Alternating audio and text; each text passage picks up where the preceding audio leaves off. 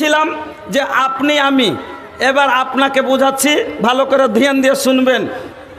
তো স্বামী স্ত্রী হলো সংসারের গাড়ির দুটা চাক্কা।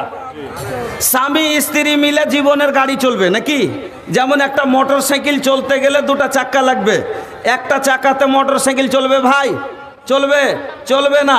তো মোটর সামনেকার চাক্কা আছে, পিছনের চাকা নাই, চলবে? চলবে না। পিছনের চাকা আছে, সামনেকার নাই, চলবে? চলবে না। সামনেকার লেগে পিছনের চাকার দরকার, তো পিছনের লেগে সামনেকার দরকার। ওরকমই পুরুষের লেগে স্ত্রী দরকার, স্ত্রীর লেগে পুরুষ দরকার, দুজনা মিলে চলবে জীবনের গাড়ি।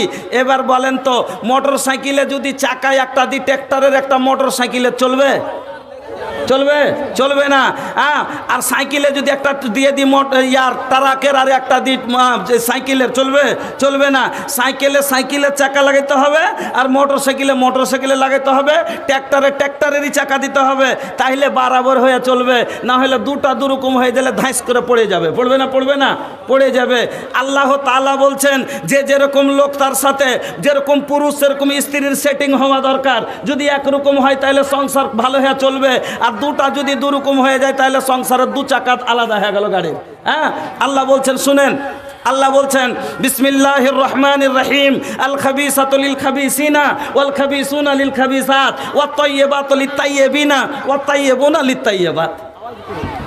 বুঝলেন? এ ভাইয়া তারি বাজা নিমান বানাবো হো, কি বাজা বানাইছে এরা গো। হারকে বিহারে আসছে, দিমাগ খারাপ হয়ে যাচ্ছে। যাচ্ছে বাঙ্গালের মাটিতে এক মাস জালসা করে যে কষ্ট হয় না, এদিকে 3টে জালসা করলেই সে কষ্ট হয়ে যায়। বাজাই সেটিং করতে পারে না এরা। তো ভাই বলছিলাম, যা হোক যাই আছে, চল এদিকে ধ্যান দেন আমার দিকে। এবার বলেন, আল্লাহ বলছেন আল খাবিসাতু লিল খাবিসিনা ওয়াল খাবিসুনা লিল খাবিসাত ওয়াত তাইয়্যিবাতু লিত তাইয়্যিবিনা ওয়াত তাইয়্যিবুনা লিত তাইয়্যিবাত। এটা কি? কোরআনের আয়াত। এটা কোরআনের আয়াত। আল্লাহ বলছেন, এর সিধা তরজমা করব? সিধা তরজমা যদি করি তাইলে বেশি বুঝতে পারবেন। আল্লাহ বলছেন খাবিস মানে কাকে খবিস কথা বলা হয়? খাবিস মানে কি? বদমাস। খাবিস মানে কি? খারাপ। আপনারা পায়খানাতে ঢোকেন তখন একটা দোয়া পড়েন, কি দোয়াটার নাম? কি দোয়াটা পড়েন? আল্লাহুম্মা ইন্নী আউযু বিকা মিনাল খুবুসি ওয়াল খাবাইস। পড়েন না? পড়েন না? তো এখানে খবিসটা কে? শয়তানকে বলা হলো। তো যে শয়তানি করে ওকে বলে খাবিস। ওকে বলে খাবিস। আল্লাহ বলছেন একজন খবিস পুরুষের লেগে একজন খাবিসা নারী যদি হয়, দুজনের সেটিং ভালো। সিধা ভাষায় বুঝেন, চোরের লেগে চুন্নি, লুচ্চার লেগে লুচ্চি, বেঈমানের সাথে বেঈমাননি, পেঁচড়ার সাথে পেঁচড়ি, দাগাবাজের সাথে দাগাবাজনি, দুজনেই একরকম। আল খাবিসাতু লিল খাবিসিনা ওয়াল খাবিসুনা লিল খাবিসাত। ছেলেটা বদকার, মেয়েটাও বদকার। ছেলেটা বেনামাজি, মেয়েটাও বেনামাজি। ছেলেটাও লিচ্চড়, মেয়েটাও লিচ্চড়, দুজনেই একই হয়ে যায়। সেটিং ভালো, গাড়ির চাক্কা বরাবর চলবে, কোনো ব্যাপার নাই। কেন ও ফজরে উঠে না, ও উঠে না, ও রোজা করে না, ও রোজা করে না। আর একজনা যদি করে আর একজনা না করে, তো ওকে বলতে পারবে? পুছুড়া নিজে করে না, আর স্ত্রীটাকে কইছে কি, এই রোজা করবি না? কোন মুখলে কইছে উঠি? নিজের দিকে দেখে না, বুক লড়িয়ে কইতেছে কত যে রোজা করা। কইবে না? কইবে না? মুখ পেবে? পাইবে না। সব বলতে পারবে? পারবে না। তাহলে আল্লাহ এজন্য বললেন যে দুজনাই যেরকম ও তাইয়্যিবাতু লিত তাইয়্যিবিনা ওয়া তাইয়্যিবুনা লিত তাইয়্যিবাত। একটা পাক ছেলের জন্য একটা পাক নারী যদি হয়, একটা নামাজি ছেলের জন্য নামাজি মেয়ে হয়, দুজনেই একরকম বরাবর চাকা চলবে, কোনো ব্যাপার নাই। কিন্তু দুটা দুরকম। মেয়েটা একবারে পরেজগার, ছেলেটা চোর। মেয়েটা পরেজগার, ছেলেটা চোর, চুরি করে এসে খাওয়াইছে। ও বলছে আমি খাবো না। সংসার টিকবে? টিকবে না। দুদিনে ভেঙে অ্যাক্সিডেন্ট হয়ে যাবে, গাড়ি পড়ে গেল, আর চাক্কা দুরকম হয়ে গেছে দুটা। তো যা হোক, এবার এখানে আগে চলেন, আপনাকে বুঝাই কেন সংসারে এত অশান্তি। আমি কি বুঝতে পারি না, শুনেন। প্রথমে একজন মহিলার কথা বলি। একটা লোক গাড়ি কিনেছে, গাড়ি কিনে গাড়ির ওপরে বসেছে, আর গাড়ি চালিয়ে চলে দিচ্ছে। গাড়ির সাইটের স্পিডে গাড়ি চলছে, সামনে একটা 8-9 মাসের বাচ্চা চলে এসছে। হুইসেল দিচ্ছে, মানে হর্ন দিচ্ছে, কিন্তু বাচ্চাটা বুঝেও না, আর দড়িয়েও পালাতে পারে না। তো কি করতে হবে? ব্রেক করতে হবে, না হলে বাচ্চাটা চাপা যাবে। ব্রেক করলো গাড়িকে, হ্যান্ড সমাতে ব্রেক কাজ করলো না। কথা বুঝে যাবেন, আমি হাদিস লেখছি পরে, কথাটা বুঝে যাবেন। হ্যান্ড সমাতে ব্রেক করলো, কিন্তু ব্রেক কাজ করলো না। আচ্ছা বলেন তো, বাচ্চাটা অ্যাক্সিডেন্ট হবে না? হবে না? হবে। কেন হলো? এই কারণে যে ব্রেকটা লাগলো না, ওর দায়িত্ব পুরো করলো না। ব্রেকটা লাগা হয়েছে এই জন্যই গাড়িতে, যাতে সময়ের ওপরে তাকে দাঁড় করা যায়, রুকা যায়। কিন্তু হ্যান্ড সমাতে গাড়ি ব্রেক কাজ ওর দায়িত্ব নিভাইলে না, যার কারণে অ্যাক্সিডেন্ট হয়ে গেল, ছেলেটার জীবন চলে গেল। ওই রকমই মহিলাদের হাতের ব্রেক, মহিলাদের স্টিয়ারিং আছে পুরুষের হাতে, ও ব্রেক করছে আর ও ব্রেক রুকলো না। যখন ও না রুকে তখন যাচ্ছে সংসারে কি। আচ্ছা, ওকে একবার একটা যেমনি কথা বলে উঠেছে, যাই মুখ বন্ধ কর, পুরুষটা বলে দিলে মুখ বন্ধ কর, আর কিছু বললো না, ঝগড়া হবে?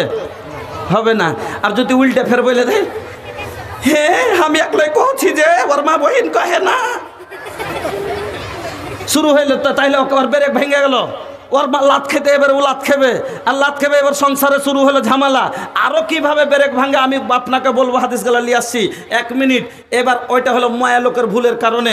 2 নম্বর, আর আপনার ভুলের কথা এবার বলে দিই। একটা ছোঁড়া গাড়ি কিনেছে কিন্তু জীবনে কোনোদিন গাড়ি চালায়নি, জীবনে কোনোদিন গাড়ি চালায়নি, ই ড্রাইভারি করেনি, ই দেখা ড্রাইভার। ই মনে করেছে গাড়ি না গাড়ি, চড়ে বসবো, হ্যান্ডেল ধরবো, ভুম করে উড়ে চলে যাব। হ্যাঁ, কিন্তু ই জানে না যে কালাচ কতখানি ঢিল দিতে হয়, গিয়ার কিভাবে চেঞ্জ করতে হয়। আচ্ছা, গাড়িতে বসে একবারই যদি গোটাই কালাচ ঢিল দিয়ে দেয়, উল্টে পড়বে না? পড়বে না? পড়বে না? তো ওই রকমই আজ স্ত্রীর কাছে ই পড়ে কেনে তলে, স্ত্রীর কাছে ই আজকে নিচে পড়ে যায়। তার কারণটা হলো এই গাড়ির কালাচি বদলাইতে শিখেনি।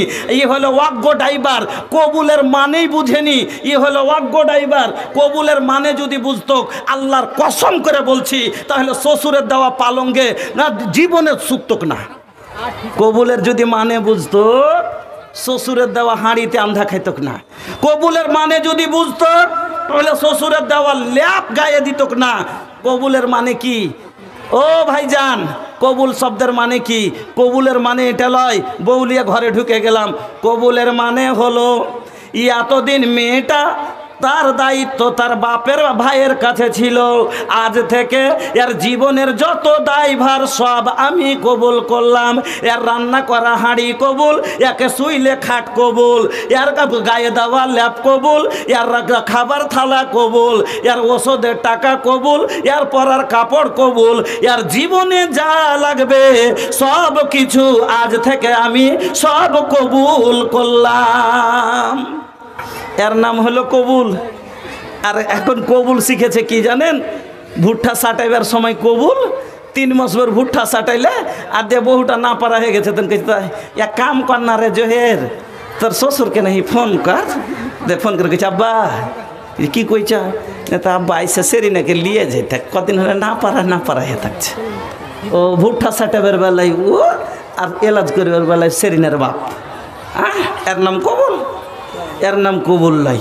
তো তাহলে এই কারণে আজ না বুঝার কারণে সংসারে অশান্তি আর অশান্তি আইসেন। তাহলে কিভাবে আমাকে সংসার গঠন করতে হবে যাতে আপনিও সুখে জীবন কাটবেন, ইজ্জত পাবেন, স্বামীর ইজ্জত পাবেন, আর একজন স্ত্রী নিজের স্ত্রীর মর্যাদাতে আদরের আদরণী হয়ে, স্বামীর ভালোবাসা হয়ে নিজে সুখের সংসার করতে পারবে। এর জন্য করতে হবে স্ত্রীকে 6টা কাজ। স্ত্রী লোককে করতে হবে কয়টা কাজ?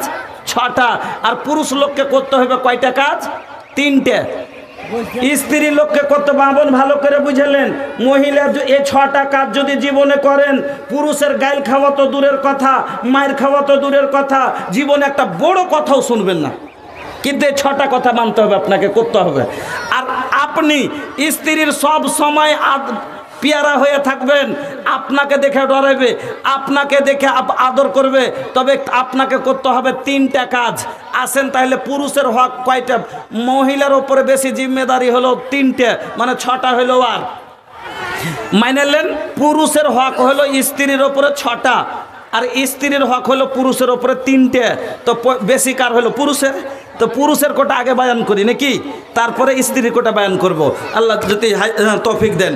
তো আসেন তাহলে 1 নম্বর হক। মা বোন ভালো করে শুনবেন, 1 নম্বর কাজ আপনাকে করতে হবে। কি করতে হবে?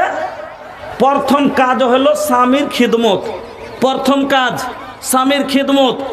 হাদিস শুনেন, হজরতে হাসান বিন মুহসিন বলছেন, একদিন আমার ফুফু কোনো কাজে আল্লাহ রসুলের বাড়ি গেলেন। কে বলছেন এই কথা? হাসান বিন মুহসিন বলছেন। যে কোনো কাজে আমার ফুফু আল্লাহ রসুলের বাড়ি গেলেন, এবার কাজ হয়ে গেল, কাজ শেষে আমার ফুফু নবীর বাড়ি থেকে বাড়িয়ে আসছেন, এমন সমাতে দরজাইতে বাড়িয়ে আসছে, এমনি সমাতে আল্লাহর নবী আমার ফুফুকে প্রশ্ন করলেন। কি প্রশ্ন? শোনো, তোমার পুরুষ বাইচা আছে? সিধা ভাষায় বুঝেন কি বললেন নবী? তোমার স্বামী বাইচা আছে? তো হাসান বিন মহসিনের ফুফু বলছেন জি হুজুর আছে। এবার নবী বলছেন আচ্ছা বলো তো, তোমার স্বামী যে বেঁচে আছে, তোমার স্বামীর সাথে তুমি কেমন ব্যবহার করো? তোমার স্বামীর সাথে কেমন ব্যবহার করো? তোমার স্বামীর খিদমত কিরকম করো?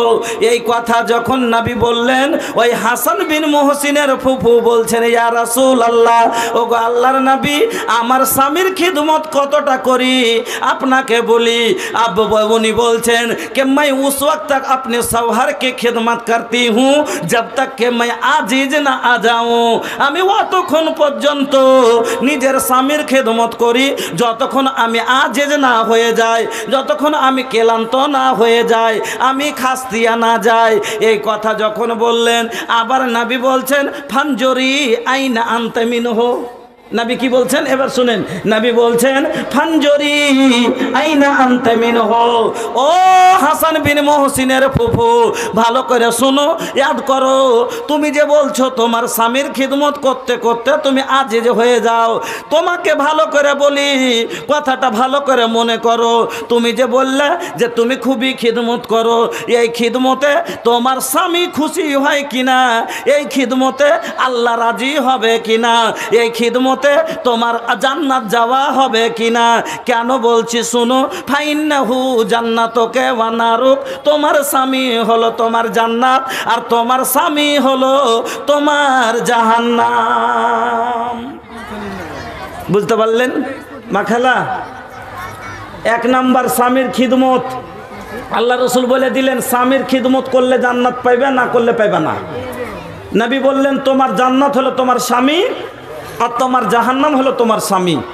প্রথম এক নম্বর কথা হলো আপনার স্বামীর খিদমত আপনাকে করতে হবে। দুই নম্বর স্বামীর আনুগত্য করা, ফরমা বারদারি করা, কথা মতো চলা।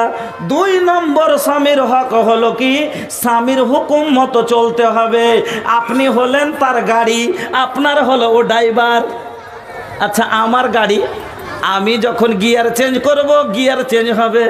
আমার গাড়ি আমি স্পিড দিলে স্পিড বাড়বে, আমার গাড়ি আমি রুকাইলে রুকবে, আমি ঘরে তুললে ঘরে থাকবে, আমি ঘর থেকে বের করলে বাইরে যাবে, আমি বাজারে নিয়ে গেলে বাজারে যাবে। তাহলে আমার গাড়ি আমার মনের মতো চলবে নাকি? তো আমার বিয়ে করা স্ত্রী মোহরানা দিয়ে আমি কিনেছি, আমার বউ আমার কথা মতো চলবে। আমি বাপের বাড়ি যেতে দিলে যাবে, আমি মানা করলে যাবে না, আমি